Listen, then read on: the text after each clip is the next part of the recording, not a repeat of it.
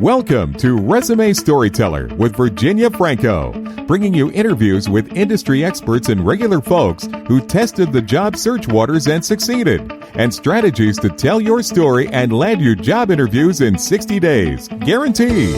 Here's your host, Virginia Franco.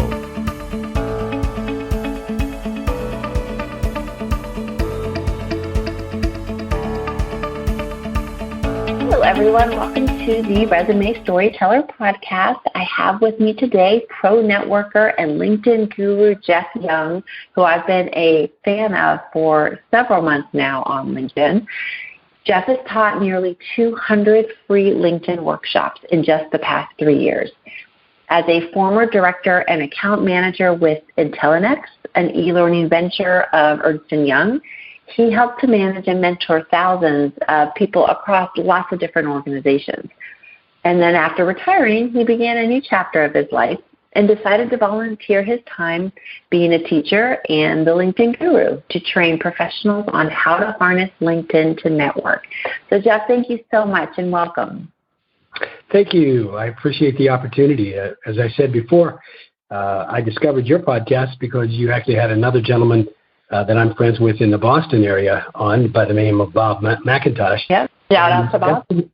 And absolutely. I will always shout out to Bob. And that's kind of how this thing works, especially from a LinkedIn and social media perspective. That's right. No, LinkedIn is the platform to sort of catapult you into more, not face-to-face, but at least voice-to-voice conversations. Oh, yes, absolutely. It's a wonderful networking tool. So how did you make the jump from E&Y to what you're doing now? Well, my last job wasn't really E&Y. I spent about a little bit over 3 years in my local environment here, being a project manager. And the reason I'm doing this now is pretty much basically because I retired. But retirement to me, one of the nicest compliments anybody could ever give me is, Jeff, you are one of the busiest retired guys I know. So from that perspective, I decided that my next chapter would be something that I love to do, which has always been teaching. And I also wanted to continue networking. So from that perspective, I asked my network, well, what's the best networking tool out there to network with others? And they didn't really come up with Facebook. They came up with LinkedIn because of the professional concentration of LinkedIn. And I said, well, that's it. Then I'm going to start using LinkedIn. And I guess the thought process I went through was that if I'm going to learn how to use this tool, the best way for me to learn how to use this tool is to teach it to other people. And so that's what I started doing about 12 years ago. And I was just looking at it the other day. It's interesting. If you took 12 years times 12 months times 5 sessions or seminars a month times an average of about 10 people, we are talking about thousands and thousands of people that I've actually helped with. Wow. So you were learning it along the way while you were teaching it, sort of growing and learning at the same time. And I still am. LinkedIn is one of those kind of that you're just never going to, some people wonder why I call myself the LinkedIn guru. Actually, I never did call myself that originally. Someone else called me that, and I really rather prefer that than expert, because if you are trying to find a LinkedIn expert, sometimes I joke about the fact that if you can find a LinkedIn expert, you better give them $1. Because it changes too fast to be an expert, and it takes a village to keep up with it. Absolutely. And that's another reason to network out there and talk with folks like you and talk with folks all over the world, which is kind of neat. And I am definitely doing that on a pretty much daily basis. And those folks keep me honest and keep me up to date. It's great. No, that's why I follow you and several others, because there's no way one person alone can keep up with all of the changes that seem to come down the pike regularly. So you wrote an article a few years ago, which is how I think you and I started. I think this came up on one of our posts. It was called 5 Things You Can Do on LinkedIn in 20 Minutes a Day. You wrote it years ago, but it's definitely applicable today. The first item on your list was to peruse your LinkedIn feed to see what people are up to. But you also urged people not to spend too much time on there. So I guess my first question to you is, how much time is too much? When is it time to walk away? Well, that's a personal decision, but for me personally, it's really not much more than 5 minutes. If you're going to engage with people, you can do that in 5 minutes, and then the rest of the time is spent someplace else. And I especially think that since this is a networking tool, to me, networking, well, let's just call it a contact sport. Yeah, exactly. That's an old joke. Kind of like me. I like it. But my point being is that it gets to be too much time if it's interfering with me going out and actually meeting up with people and learning that way and being able to help people in the community. So I'm not going to spend. I actually try to avoid that black hole that will suck you in, and you could literally spend all day on LinkedIn. But I don't want you to spend all day on LinkedIn. I want you to spend some time each day on LinkedIn, but not all day for sure. So how should people avoid going down that homepage black hole? I think you really just do have to set a personal time limit. You've got to interact with as much as you can, and when it gets to be a certain amount of time, then you just kind of got to quit and go on to do something else, because you literally could spend all day doing it. It would be easy to do, and it's educational. I mean, the good news is, well, some people don't even want to go to their homepage anymore because they think all they get on their homepage is spam. And, my response to those folks is, you know what, you're obviously connected with the wrong folks. Right. And also you're not teaching LinkedIn how to give you what you want in the first place, which will also help you skinny down the amount of time that you have to spend on your homepage. I make a joke about this as well in my classes. I talk about I'd like to introduce you to a relative of mine on LinkedIn. His name is Uncle Al. His full name is Algorithm.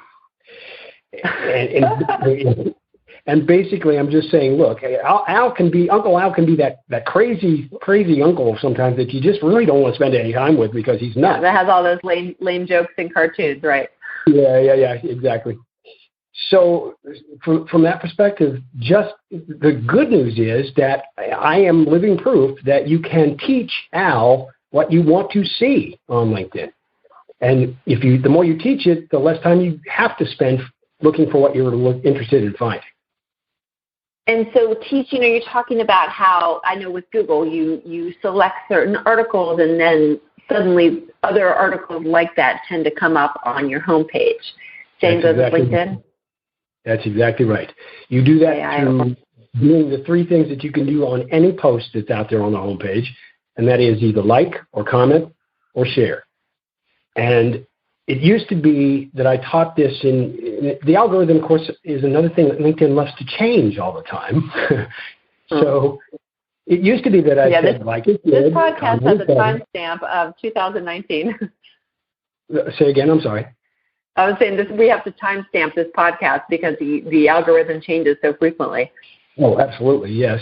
So I used to say that the like is good, comment is better, and share is best. Well, that's not really true anymore. Like is still good, but like's just not enough because that's no engagement. Like is not joining the conversation.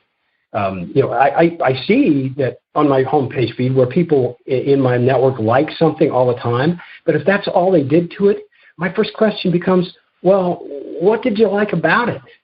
Tell me a little bit about what you thought was cool so that, maybe it might apply to me. So that's why comment is so much better. And comment really joins the conversation, just like you and I. That's how you and I first met, is going through the process of commenting on one another's posts, and it becomes a conversation. And again, that conversation, could go on for a while as well, but usually it doesn't. Usually it's just you're making a point.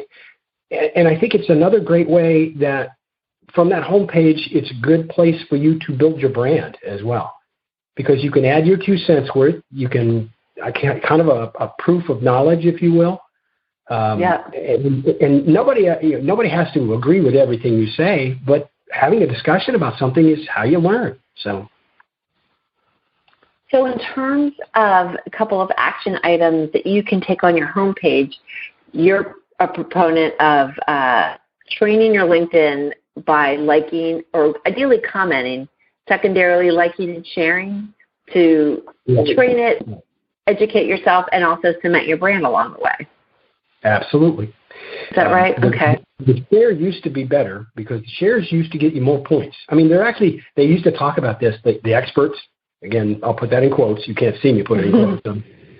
But the experts used to say that, sharing something is the best because you get credit for it and you give credit to someone else for it. Well, that's all well and good, except that now the algorithm kind of ignores shares almost. Why do you think that is? I don't understand the logic behind why that changed. Do you have any insight? I don't either. I think it may have been more than anything else a defense mechanism, if you will, on LinkedIn's part. They just cannot keep track of all of it. There's just so many millions of people doing millions of things that I think it's less difficult for them to keep track of all that and tell you what happened as far as your share is concerned. So they kind of cut down on it, but they're really good about telling you what happens as far as likes and comments is concerned. That's true. That makes a lot of sense. It's too bad because sharing is really, I mean, it's an honor when someone shares your comments.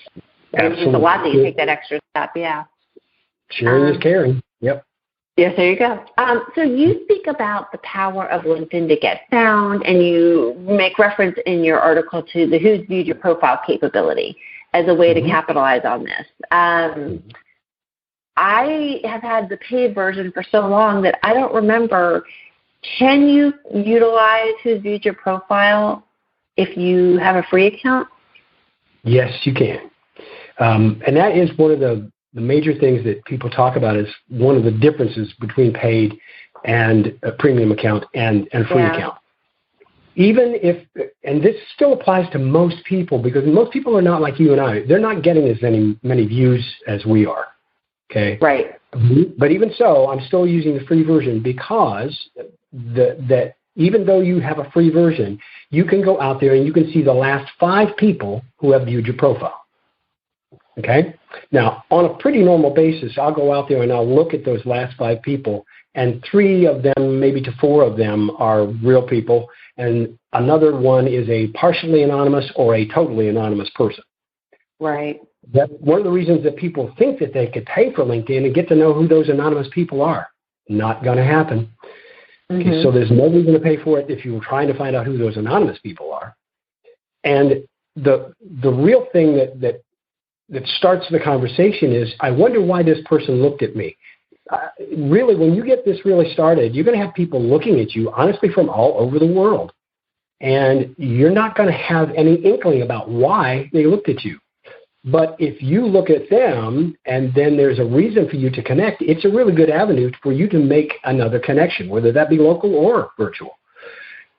So it still works really well, and it still works for free. What most people, I mean, with paid, you get more. With paid, you see more than 5 people. Yeah, I mean, when I'm doing my classes, most of the people who are out there on LinkedIn are not using it very much anyway. So guess what? I ask, okay, how many hits do you get a week? And they go, 5. And I'm going, oh, well then how many times would you have to go out onto LinkedIn to see who's viewed your profile? Once a week. Right. Yeah. And when you come back to the payment for LinkedIn is concerned, yes, there are reasons to pay for LinkedIn. I'm not going to go into the details of them, but there are reasons not to pay for LinkedIn as well, because 95% of the people I have in my classes haven't even scratched the surface of what you can do with the free version. So I honestly have to ask the question, so how would paying for it make you any better at it? Yeah, you don't know what you're doing. Don't spend your money, spend your time learning how to utilize it, and maybe you'll discover that you don't even have to pay for it. Or, and I tell people to do this too, I advise people, if you want to, go out and, yes, take the month's worth of premium for free. But if you're going to take if you're going to take the month's worth of premium for free, then beat it up. Figure out what you get for your dollars. Because at the end of that month, they're going to charge you for it. So do yourself a favor. Yeah. Beat on it, figure out what good it might be to pay for it. And oh, by the way, when it gets to be 5 days before they're actually going to charge your credit card, I don't care what it takes, put Post-it notes on your refrigerator, or put neon signs on your garage. Yeah, Tell you know when to cancel. Otherwise, you're in for another 60 days. That's true. Yeah. Absolutely. No, that's a really good point. And I think that if you do try to do the 30-day trial, pick a month when things are slower so you can really dive deep and see if it's worth it. I grandfathered in at such a cheaper rate that, for me, it's a no-brainer, but pricing is much different now. So when people have, they look and they see that there's 5 people and maybe 2 or 3 of them show some promise, what steps do you recommend a job seeker take to engage with them and try to turn that into a more meaningful connection? You've got to absolutely go look at them, first of all, to figure out whether there is a connection. Yeah. So yes, you definitely have to go look at their profile. And they will see that you looked at their profile if they're paying attention. Okay, so yes, you go out and you actually look at them and figure out if there's something there. And then there's a couple of avenues that you can take. I like the fact that LinkedIn will give you the opportunity to actually connect with someone, okay, if you go to their profile and connect the right way, which is go to their profile and click the connect button. Mm-hmm. And that will then, and the proper way to do this is not to click the connect button anywhere else on LinkedIn, but click it on their profile, because that way you get a chance to actually add a note and tell the person what it was that you found interesting about them. Yeah. Don't do it on mobile. I always forget to do the customized request on mobile. It's too easy to skip it. Oh, yeah, it's so easy to do. So when you get a generic request, it's probably not their fault. It was probably something LinkedIn fostered them doing, which again, just like that, you made the comment about why they changed the algorithm the way they did. Mm-hmm. I have no idea that forever and ever LinkedIn has given the ability to actually send a generic invitation. I just don't think it's the proper etiquette. I agree. Okay, so if you got lucky enough, and you have a good enough network to go to this person's profile and see that they're a second-degree connection, you can click the connect button. You can send them a note and say, "Oh, we have a couple of common connections, and I saw your stuff, and I really think what you just said about whatever that was in that article, 5 things you can do on LinkedIn in 20 minutes a day. It was brilliant. Can we discuss it some more?" Okay, that's a way of directly connecting. But if you're a second-degree connection, I want to give everybody this is I think what I would call my $64 tip. If you are looking at a second-degree connection, another thing that you can do there, instead of, if you don't want to try to the direct connect approach, is that again, I'm doing all this on the desktop and through a browser. You can't do most of what I'm talking about on the phone, which is why I almost never spend very much time on the phone except looking around.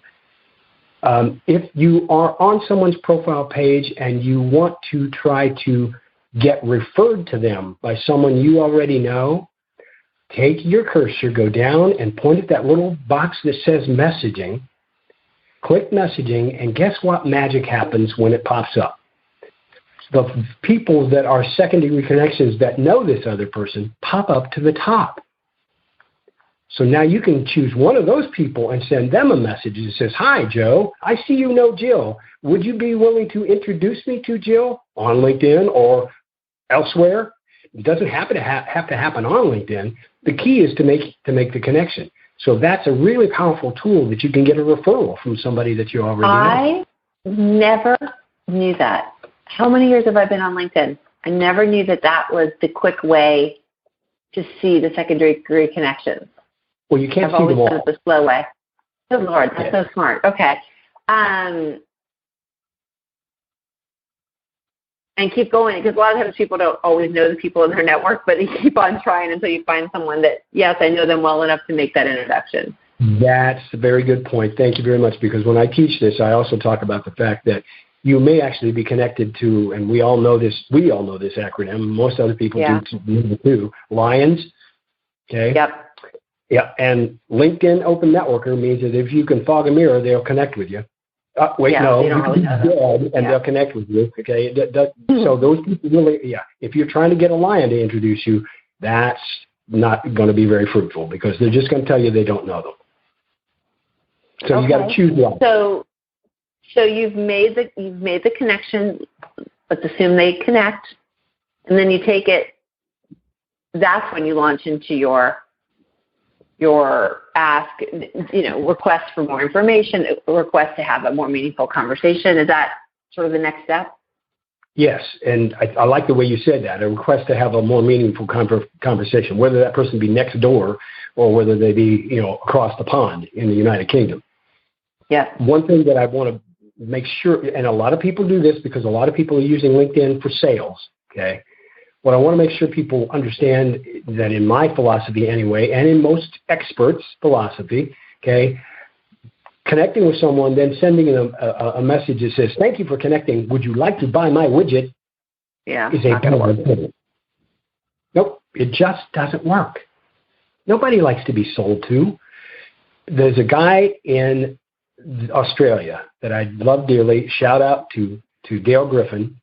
Okay, if you want to know, look Daryl up and follow him. Believe me, but he approaches this. He approaches this from a wonderful standpoint.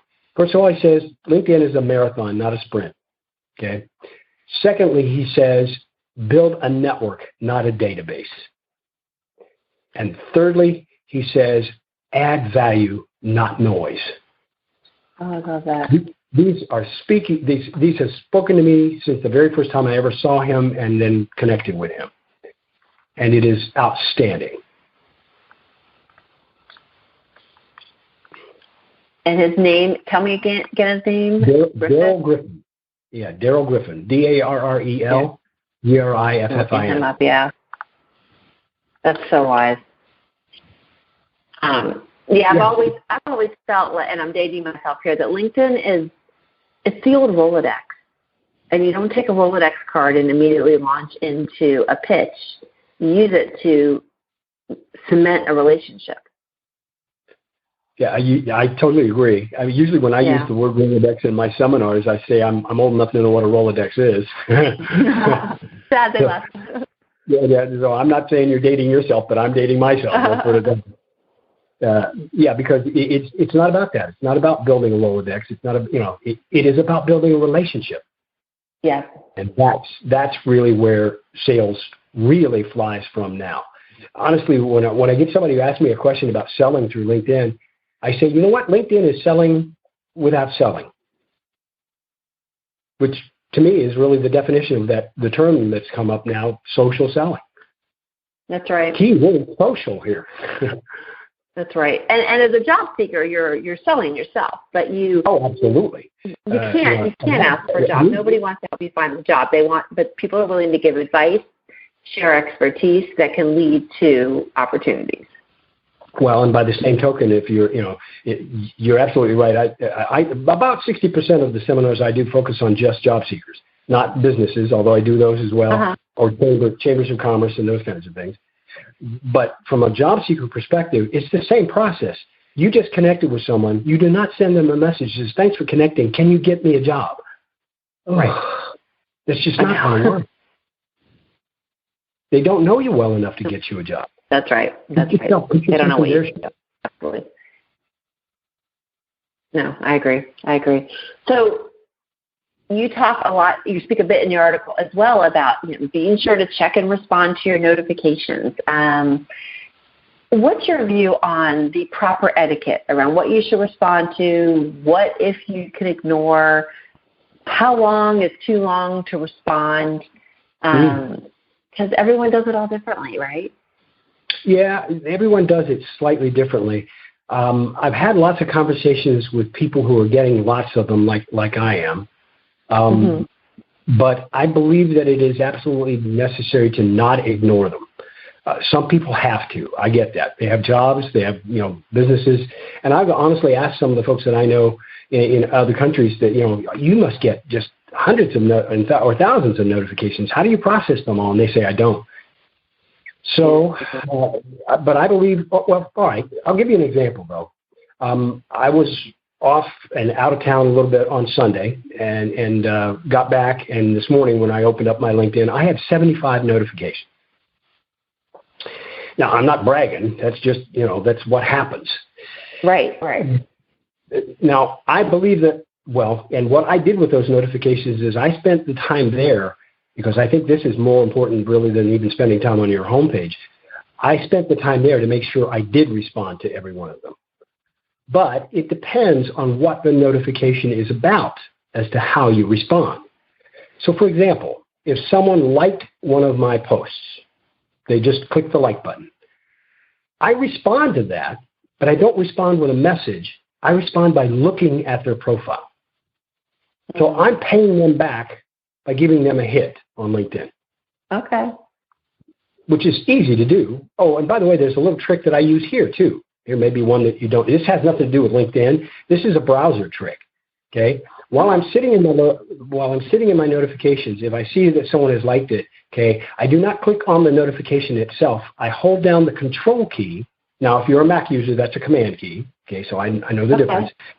Okay, so control key and click their picture. And you know what that does? It opens up their profile in another tab. Oh, so you don't have to keep going back and forth. Exactly. You broke the code in one. Oh, my goodness. I can pay them without going anywhere else. I don't lose my place. Right. Now, the major problem with most of this stuff is if you click on any of these notifications, you do lose your place to some degree. Right. Okay? Right. So another tip that I use as far as notifications is concerned is I go down as far as it takes to get to the ones that I haven't responded to so far because they're in chronological order, right? So go down to the bottom, click there, do what I need to do, and then come back and go down to the bottom again. Now, so I spend obviously a lot of time scrolling, but it's worth it. Because when someone has actually commented on something, you need to go back there and acknowledge that comment. Yeah. And when you're clicking on it, LinkedIn will take you to where it is.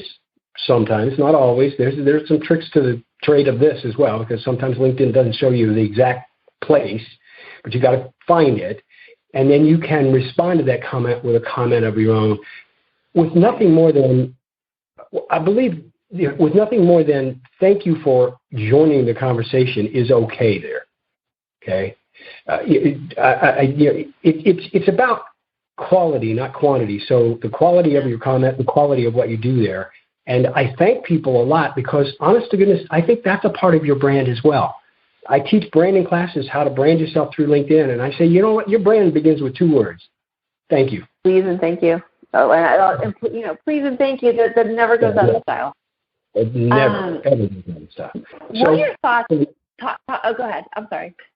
Well, so it depends on what the conversation is, and if someone mentioned you, for example, I still believe even that's not a comment about you. They mentioned you, so it behooves you to go back and say thanks for the mention and join their conversation briefly. Yeah. Each of these things. Okay, so I had 75 right this morning.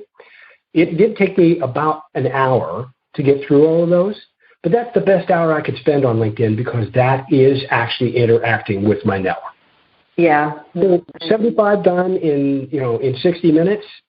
Yeah, I know that's a lot, but believe me, it pays back dividends. I could not tell you how much because I've started so many conversations like the one you and I started.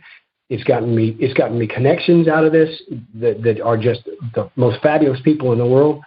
And it just amazing the fruit that it bears if you actually spend that time. Yeah, no, I concur. I treat comments like I do an email. I will respond to them. I try to respond within 24 hours, but when I'm gone, I've struggled with, I was just at a conference all last week, and I found myself on my phone probably more than I would have liked. What are your thoughts? I've seen a couple of people do this, where they put an out-of-office message in the top of their profile or in their headline. It's not a bad idea. Yeah, it's not a bad idea. Yeah. I think that's a bad way to do that. I might do that next time as well. Yeah, just change your headline to, save your old profile headline. Save the old one. Headline. Yeah, save your old one, and then put something of it. It isn't going to alleviate all of the problem because most people don't look before they leave. So that's true. Yeah.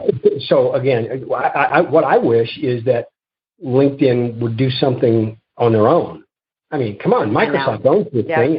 I know, right? They own the Outlook. It seems to me they could do that. I know, same. And hopefully that's coming. Maybe.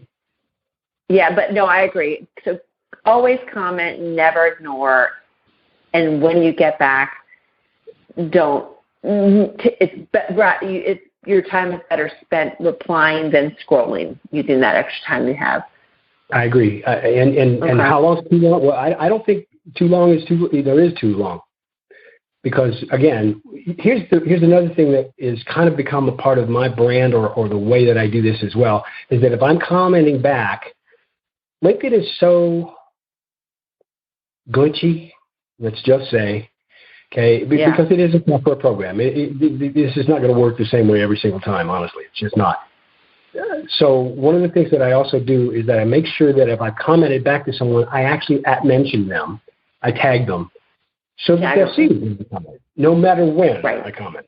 Right. And it's okay to say, sorry, I'm taking so long to get back. I was out of town. Yeah, sure. Life happens. And, you've got other things to do. Most people will understand that they as well have other things to do than spend time on LinkedIn all day. So that's right. Okay. So you mentioned earlier that you do work with quite a bit of job seekers. What do you see as sort of a couple of challenges that you see those facing or testing the job search waters for the first time in a while, or people that are looking to make a career change? Is there something that you see sort of as commonplace? I think one of the major challenges that people are facing, and I don't care how old or young you are, it's the proper use of social media in your job search. And by proper use, I'm really talking about leveraging that as a networking tool. Some folks who have not been in the job search, they just don't know how. And so the process has changed, and continues to change. But social media has become such a part of it. And I'll include all social media. But literally, when it comes to job seeking, again, I think it's pretty much been proven that LinkedIn is the place to be. So if you're going to concentrate someplace, I'd concentrate on LinkedIn. And it's understanding how to use the tool so that you can actually build a brand, okay, so that you can actually sell yourself without seeming like, me, like you're tuning up to sing at the opera. Without feeling like a narcissist, right? Yes, that's a turnoff as well. So so there's a fine line there, but I get around that fine line because most of what I talk about on LinkedIn is not me. It's kind of related to me, but it's about somebody else. You're sharing knowledge. Sure. Well, one of the things that I'm trying to do is provide tips, and one of the things I'm trying to do is point people at other people, just like I did earlier when I mentioned Mr. McIntosh and Mr. Griffin. Yeah. So since you do work with all age groups, do you feel like the more digitally native generations, like millennials and I guess Gen Zers, are they more adept at this, or are they using it incorrectly but in a different way? I'm sorry, I didn't quite understand. You mean talking about age groups as younger or older? So you said no matter how old or how young you are, and I know baby boomers and Gen Xers, social media and professional life shouldn't overlap. That's sort of what we were taught. But then, so I was curious if more digitally native generations, the younger folk, are they more adept at using social media, or are they using it incorrectly because they've only ever used Snapchat or whatever? Yeah. No, it's a really good point, because I think, as I said, the baby boomers and the Gen Xers are not used to it. And so they think that I've got to be all formal and most of the types of problems that baby boomers and Gen Xers have is instead of making it social, they just make it their resume. Yeah. I used to be an executive recruiter for about a year in one of the chapters of my life. And honestly, I never saw a resume I liked. Not really. Don't get me wrong. Some people do really good jobs of this, but I never saw a resume I really liked because they're boring. No, I apologize. That's more fun to write LinkedIn profiles. Well, yeah, and if they come to someone like you, they are not boring. That's the whole point. And from that perspective, they're still more boring than LinkedIn, though. I'll give you that. Yeah, exactly. And so from that perspective, though, the mistake they make is they put their resume on LinkedIn, and they think, and then they think they're done. It's a field of dreams. If I build it, they will come. Right. Nope. Okay, so they don't get so baby boomers and Gen Xers don't get social enough. Now let's talk about the other groups. Okay, the Snapchatters and the millennials and those kind of things. they're almost too social. They're not really professional enough, depending on how you look at it. There are emojis all over the place. They're talking about their cats. I'm sorry. That's what Facebook is for. It's the older generations, the lines are so separate, but the younger ones, they're blurred. And it's a fine line, right, when we've got a multi-generational platform. Oh, absolutely. Yes. Well, and honestly, I've actually done posts on this one as well. I'm trying to get to those folks who don't get personal enough, if you will, by saying, look, it's okay to be human on LinkedIn too, because people buy human. They're really, when it comes down to it, they're going to see that you have to be a human being in order to be a part of their organization, because they don't really like hiring. Honestly, they're not going to hire robots unless it's going to be a repetitive job and that does nothing but put slot A into tab B and, et cetera. Mm-hmm. So you need to be personal out there as well, but don't go too far in sharing. There are some folks out there that only share personal posts. They're only sharing the personal challenges. They're only sharing their weight problems or someone has been mean to me on LinkedIn problems. I'm sorry, get over it. Go on, leave that one where it belongs in the dust and concentrate on talking to the people. No, but I hear you saying there needs to be a balance, human and personal, without oversharing. Yep. And again, I may step over the bounds sometimes, but I tell you what, I'm what's known as, you know what I'm saying, you know what I'm talking about when I say the term left brainer? Yep. Okay. Meaning I'm pretty text oriented and et cetera, and I'm very logical, et cetera. That's how I was successful being a project manager for the most part. But I have trained myself to use things that make me more personable on LinkedIn. There's this thing called Bitmoji. You've probably seen these. And almost every single one of my posts, comments, or whatever has a Bitmoji associated with it, because I'm trying to be a little humorous, and it helps me do that. Okay, or a picture of some sort that that will make my point. It has to be contextual, but it also makes my point because that makes me more personal on LinkedIn. And sometimes when I introduce myself, I say, "Hi, I'm a teacher. What's your superpower?" Okay, as well, and that. So you're right. Pictures, humor are great ways to help that if you're struggling. Right. Sometimes when I'm going to respond and I'm going to say something like that, you're going to see me in a cape out there. Seriously. That may be too far, but no, I feel like, wait, didn't I see a picture of you with a superhero cape on some? You probably saw me in a Superman t-shirt and a cape at one point in time if you've been looking at me long enough. Yep. I feel like it was with Shelley Elsinger, maybe. I can't remember. I have to go back and look. It was just recently. Shelley and I have become, great shout out, Shelley Elsinger, okay? Yeah. Shelley and I have become so friendly, okay, even though she's in Toronto and I'm here in Columbus, Ohio, and we've never physically met, that we buy the same T-shirts. We both have a T-shirt that says, "I'm a teacher, what's your superpower?" We both have a T-shirt that says, "My cape is in the wash." That's what all right, that is what I saw. No, I saw something related to a cape. This must have been something with the T-shirts. Okay. And you talk about making points with me. She shipped me something that I just had to share long ago, and that was a picture of me, my face superimposed over a Superman costume, and her as the LinkedIn Wonder Woman. And I used that one pretty frequently. That's what it was. That is what I saw. It was that picture. Okay. And that was just a couple weeks ago that I saw it. So I called her the LinkedIn Wonder Woman. And, I love it.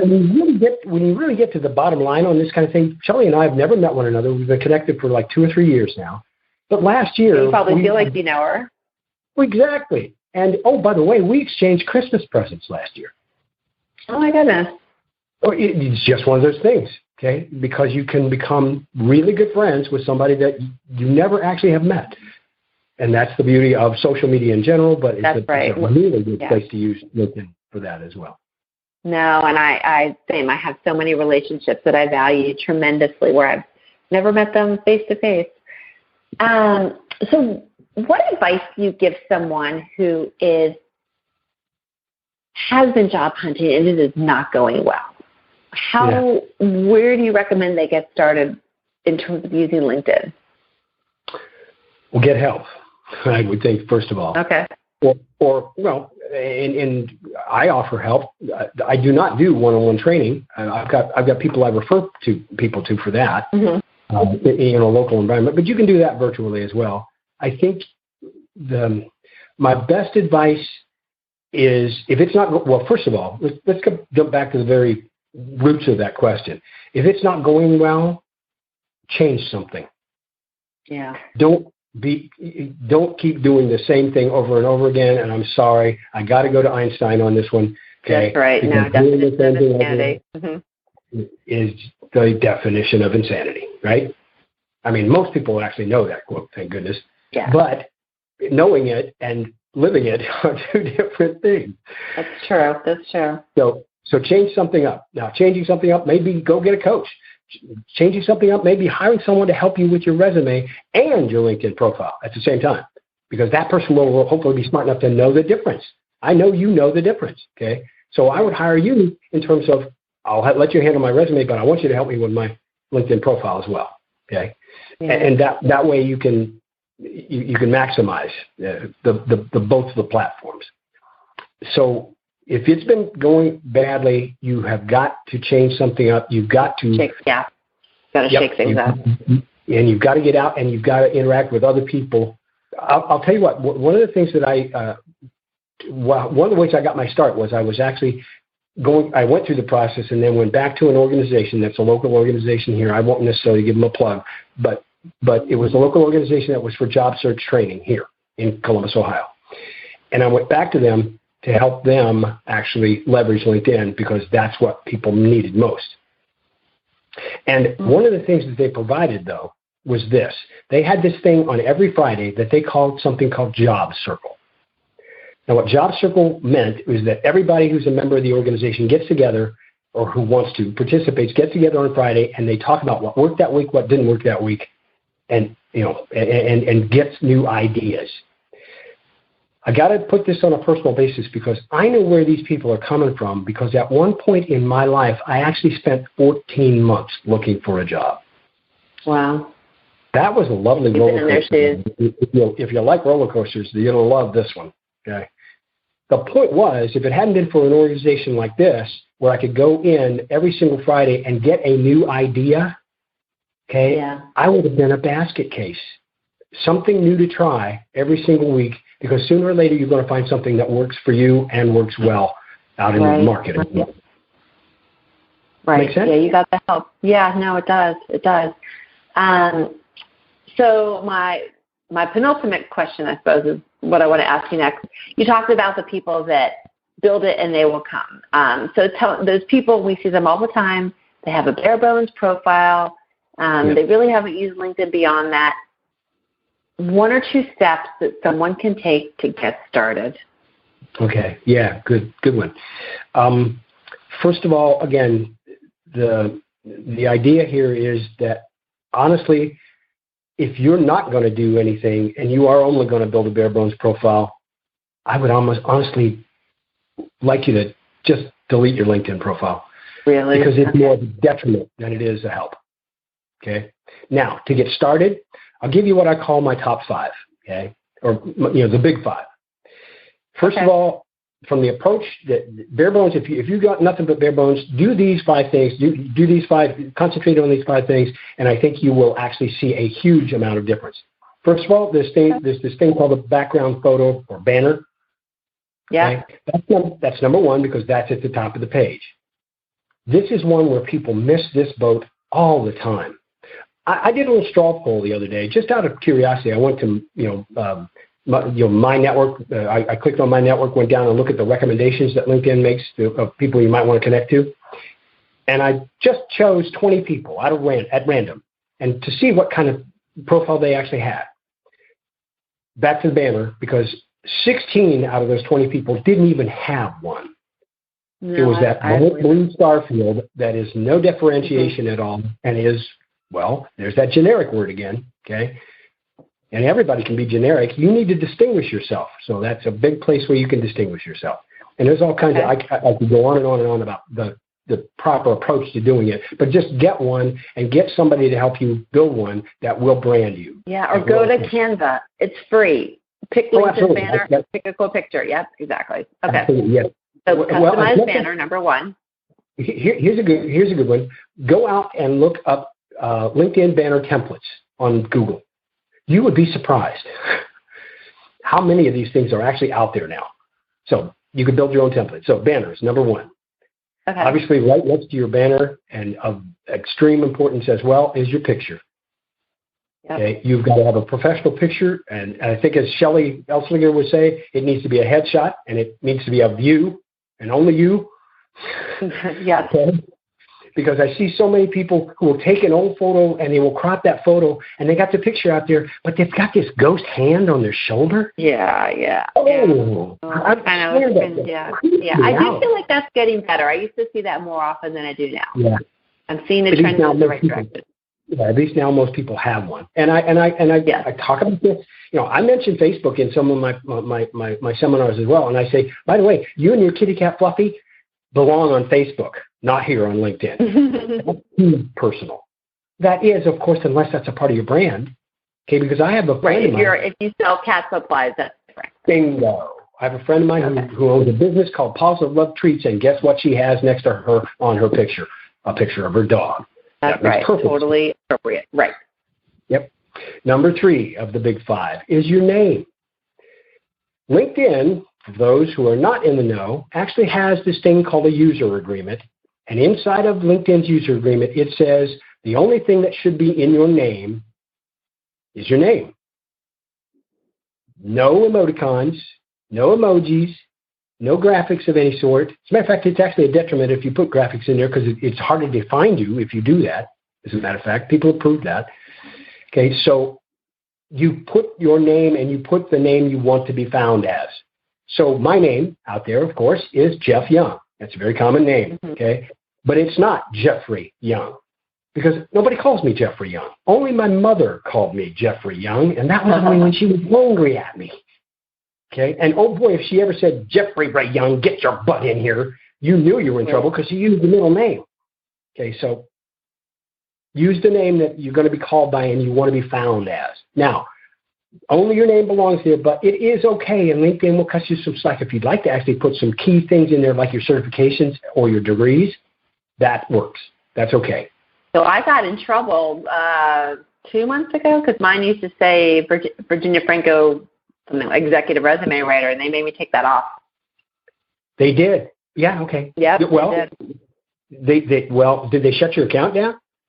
No, they gave me a notice. They take it down. They gave you a warning shot, huh? Yeah. Well, several years ago, mine used to say Jeff Young, the LinkedIn guru as well, right? Guess what they did instead of warning shot to me? They shut my account down. Did they? They did, and it took me 2 days to get it back. After I finally found out what it was, I said, I promise I'll never do that again, LinkedIn. I'm sorry. I know someone who, the same thing happened. So I was fortunate that I just got a threat that, just your last name. Yeah. Don't fool with it.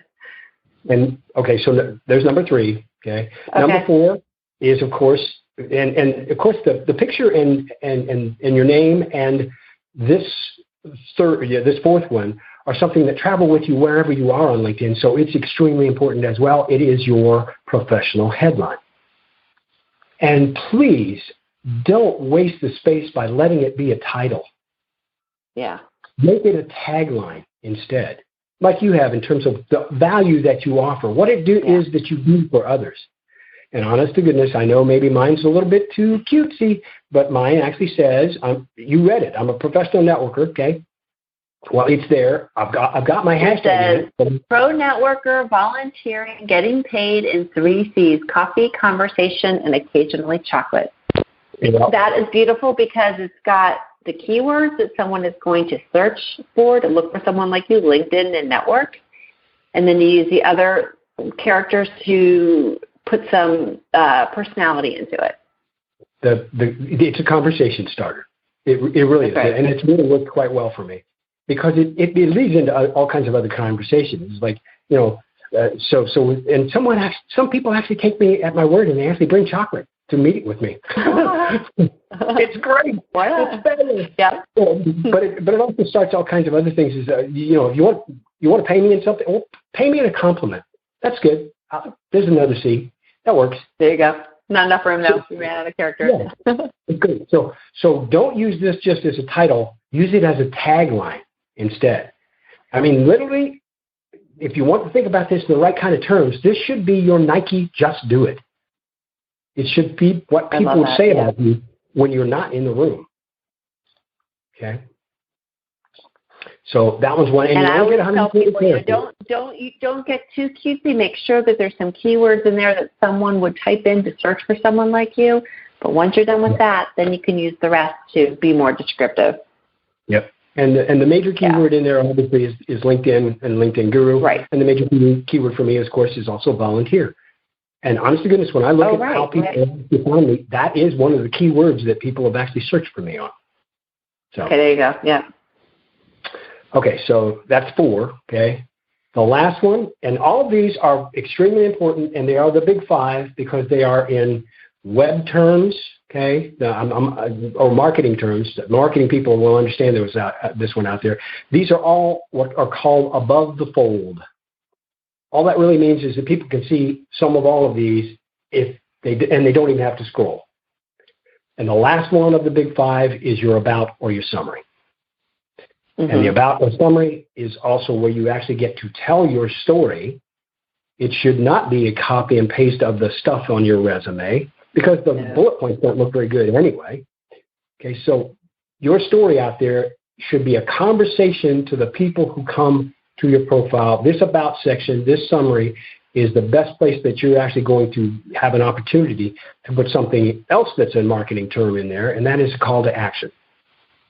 Okay, so my call to action is please see more, okay, if you want to see more of me. And oh, by the way, my call to action is also follow me, because if you follow me, you might actually find yourself finding tips in your homepage feed if you actually follow what I do. So, and oh, by the way, LinkedIn, we talked about LinkedIn loves to change stuff, right? Well, the other thing then in the many, many years that I've been on LinkedIn is that LinkedIn loves to hide stuff. So they're only going to show the first 3 lines of that about section. It's even less on mobile. Absolutely. Thank you very much for saying it that way. I say that all the time as well, which is another reason you got to be very concentrated about what you put there, very strategic about what you put there. So that has become prime real estate. You need to use that prime real estate to get that out there, what you want people to know, and hopefully put something in those first 3 lines that will make them want to click to see more. Right. No, I love that. So banner, pick, name, headline, summary. All above the fold, like you said. Yep. Get those 5 right, and at least you've got a fighting chance. Because honestly, get those 5 right, and you will actually differentiate yourself between you and like 95% of the people I see. That's right. I know. Isn't that true? Yeah. Okay, so my very last question, which is my favorite one, what is next for you? What are you up to? I get to, besides the fun of doing a podcast this week, I'm also going to my alma mater, which is here in this Thursday in Columbus, Ohio, and I'm going to give a seminar to Franklin University, the alumni for Franklin University. So that should be fun as well. That's the next few kind of things. And the rest of it is I'm still going to continue to do what I'm doing, which is do about 5 seminars a month. And at this point, I'm not only fully booked through the end of the year, but I've also got like 30 seminars booked for 2020. Wow. Okay. So if someone wants to learn more about you, I've got your website, LinkedInGuru.com, and your LinkedIn profile. Actually, I have 2 sites for you that have got hashtag LinkedIn Guru. What's the best way for people to find you? The best way, really, at this point, I would say, honestly, is, well, you said you saw the website, right? I'll tell you what. Do you know where the website redirects you to? My LinkedIn profile. I don't have a separate website. I don't need a separate website. Okay, so LinkedIn is the place to connect and follow you then. Yeah, and I think the best thing that anyone could do if they want to see more of my stuff and get all those free tips that I'm talking about out there is just go to Google and actually do a Google search for hashtag the LinkedIn Guru. It has to be the LinkedIn Guru, okay, because LinkedIn Guru hashtag was taken. So it is hashtag the LinkedIn Guru. Of course, it really fits me well. You know, it's kind of a good thing that happened because I'm sitting here in Columbus, Ohio, and there's this football team here that is called the Buckeyes. And yeah, I've heard of them. Yeah, and you probably heard of the university as well because the university here is actually called the Ohio State University. Yes. So it works well. I'm the LinkedIn Guru. There you go. Perfect. Yep. You'll find me. You'll find tons of my stuff. Well, Jeff, thank you so much. I learned a thing or two. You've taught me a few shortcuts that are going to save me a ton of time. Thank you so much for taking the time to come on and share your knowledge. I really, really appreciate it. Oh, it was fun. I had no idea that we've been spending this long doing this. It's amazing. I know, I feel bad. I told you a half an hour, we're almost at an hour, so thank you. I know you probably need to jump on some more calls. No, that's fine. I appreciate it, and I have very much enjoyed being here. Thank you so much for the opportunity. Thank you. You've been listening to Resume Storyteller with Virginia Franco. To learn more about storytelling strategies to catch the eye of today's SCIM online readers, hiring and decision makers, go to www.virginiafrancoresumes.com.